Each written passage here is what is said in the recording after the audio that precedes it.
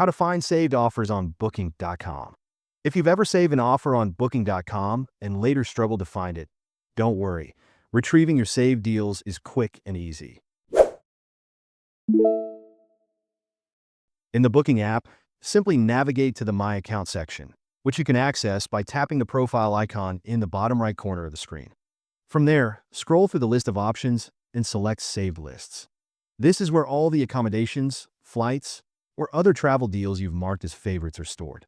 Whenever you tap the heart icon on a listing, that offer is automatically added to this section for easy access later. And if you change your mind about a saved offer, removing it is just as simple. Just tap the heart icon again on the offers page, and it will disappear from your saved list.